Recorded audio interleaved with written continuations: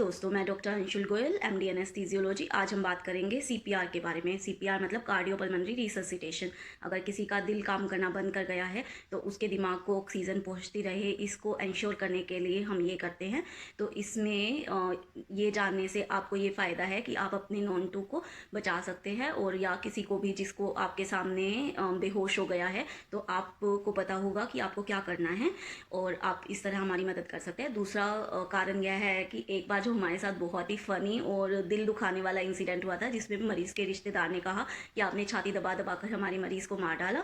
तो आप इस तरह की गलत फहमी में का शिकार ना हो, इसलिए ये बहुत ज़रूरी है। यह इंसिडेंट शो करता है कि डॉक्टर पर कितना विश्वास है लोगों को।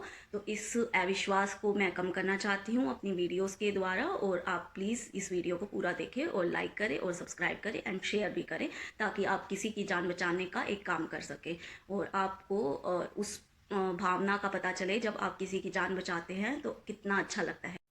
कार्डियोपल्मोनरी रिससिटेशन जब करते हैं, जब पेशेंट कोलैप्स हो जाता है, सांस नहीं ले रहा होता है, तो यह पेशेंट को ज़िंदा रखने का एक तरीका है। इसमें ये बहुत ही इजी है, ABC जितना, इसके आगे हम डॉक्टर्स लगा देते हैं।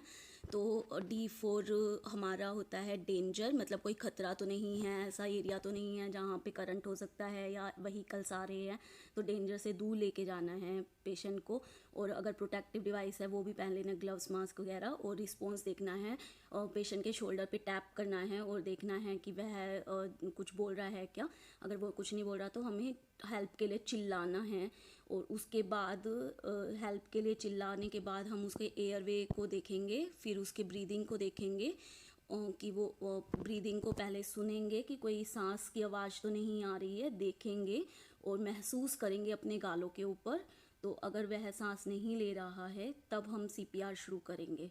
देखने में सिर्फ 10 सेकेंड जितना टाइम जाना चाहिए, उससे ज़्यादा नहीं। अगर कोई वो मरीज़ कोई सांस नहीं ले रहा है और कोई अनयूजुअल वॉइस निकाल रहा है तो हमें CPR शुरू करना होगा। सबसे पहले हमें एम्बुलेंस का इंश्योर करना होगा कि वो आ रही है, तो हमें पहले फ़ोन मिलाना होगा और उस फ़ोन पे स्पीकर पे रखना ज़्यादा हेल्पफुल रहेगा।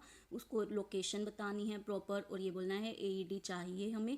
और जब तक कि वो समझ ना जाए तब तक फ़ोन नहीं रखना है, हमें सर्कुलेशन को मेंटेन करना है। फिर उसके बाद तो हमें किसी हार्ड सरफेस पे पेशेंट को रख लेटाना है, उसके बाद ही कुछ करना है। जो हार्ट है उसको उसके ऊपर हमारा हाथ होना चाहिए, तो जो हमारे दो निपल्स है उसके बीच का एरिया, उस पर इंटरलॉकिंग ऑफ हैंड्स करके हम दबाएंगे। हमें हार्ड दबाना है और फास्ट दबाना है, हमें 5 सेंटीमीटर कम से कम दबाना है, और 1 मिनट में 100 से 120 तक हमें दबाना है, 120 बार। तो उसको हम कैसे कर सकते हैं, 1001 और 1002। 1001 बोलेंगे तो दबाना है, और बोलेंगे तो छोड़ना है, फिर 1002 बोलेंगे तो दबाना है। तो इस तरह से अगर हम दबाएंगे तो हार्ट जो है वो फिल भी हो जाएगा, और उस ब्लड को जो हार्ट के अंदर चला गया है उसको हम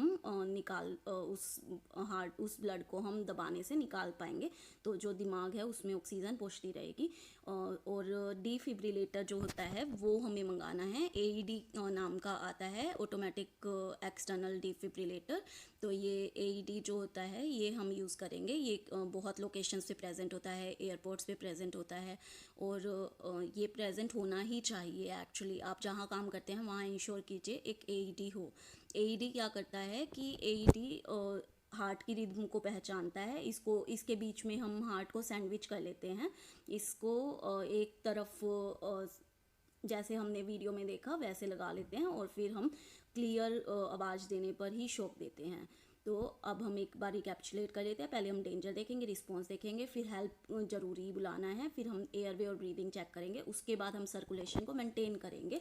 फिर एयरवे ब्रीदिंग को मेंटेन करना इतना ज़्यादा ज़रूरी नहीं है। प्रॉपर ट्रेनिंग लेनी चाहिए BCLS कोर्स की। अगली वीडियो में मिलेंगे कुछ ऐसी ही जानकारी के साथ। लाइक करें, सब्सक्राइब करें और शेयर करें।